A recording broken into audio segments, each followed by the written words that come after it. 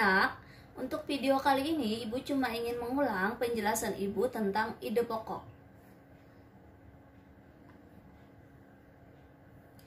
Pengertian ide pokok. Ide pokok adalah ide atau gagasan yang menjadi dasar pengembangan paragraf. Nah, secara sederhana, ide pokok ini adalah inti dari sebuah paragraf. Ide pokok disajikan ke dalam bentuk kalimat utama. Nah, jadi ide pokok ini berada di dalam kalimat utama ya. Kalimat utama adalah kalimat yang menjadi dasar pengembangan paragraf. Kemudian letak kalimat utama di sini ada 3. Yang pertama, bisa di awal paragraf, itu disebut dengan deduktif. Yang kedua, bisa di akhir paragraf, itu disebut dengan induktif. Yang ketiga, di awal dan di akhir paragraf disebut dengan campuran. Nah, kalimat utama ini dijelaskan kembali oleh kalimat-kalimat lain yang disebut dengan kalimat penjelas atau kalimat pengembang. Apa itu kalimat penjelas atau kalimat pengembang? Kalimat penjelas atau kalimat pengembang adalah kalimat yang berisi penjelasan dan uraian tentang kalimat utama. Ide pokok mempunyai nama-nama istilah lainnya.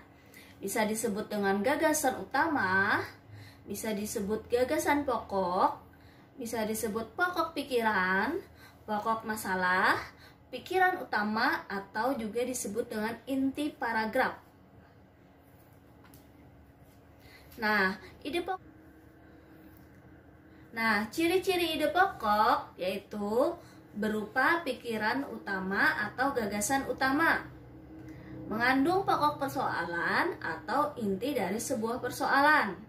Yang ketiga, dalam satu paragraf ini hanya ada satu ide pokok.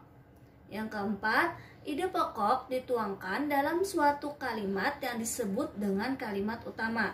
Jadi ingat, di dalam kalimat utama itu terdapat ide pokok. Kemudian yang kelima, letak ide pokok bisa di awal paragraf disebut dengan deduktif, di akhir paragraf disebut dengan induktif, atau di awal dan di akhir paragraf itu disebut dengan campuran. Nah, cara menemukan ide pokok yaitu dengan cara yang pertama, baca seluruh paragraf dengan cermat. Kemudian, cermati kalimat pertama hingga kalimat akhir. Kemudian, tandai informasi penting dalam setiap paragraf dan tandai ide pokok dari setiap paragraf.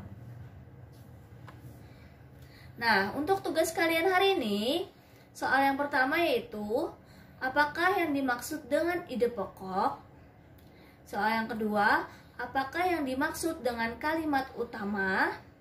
Soal yang ketiga, apakah yang dimaksud dengan kalimat penjelas? Soal yang keempat, tuliskan 3 istilah lain dari ide pokok. Soal yang kelima, tuliskan 4 cara menemukan ide pokok. Bagaimana? Apakah